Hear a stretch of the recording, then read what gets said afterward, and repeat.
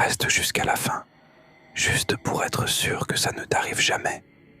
Tout a commencé par un message anonyme reçu à 2 heures du matin. Numéro masqué. Ne regarde jamais sous ton lit après 3 heures, sinon il prendra ta place.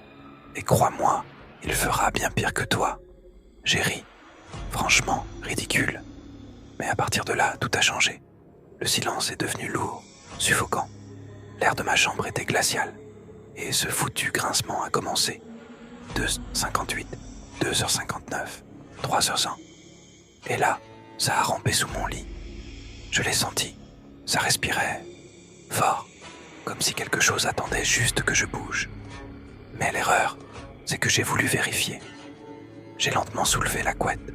Je me suis penché. Et là, c'était moi. Ou plutôt, ce qui restait de moi. Un visage déformé, avec la mâchoire disloquée, pendante, les yeux injectés de sang, vides, comme s'ils avaient été arrachés puis remis en place de force. Et ce sourire, ce putain de sourire, il m'a fixé, et dans un souffle dégueulasse, il a murmuré « Il fallait pas regarder. Maintenant, je veux ta peau. » Je n'ai même pas eu le temps de reculer. Ses mains m'ont attrapé.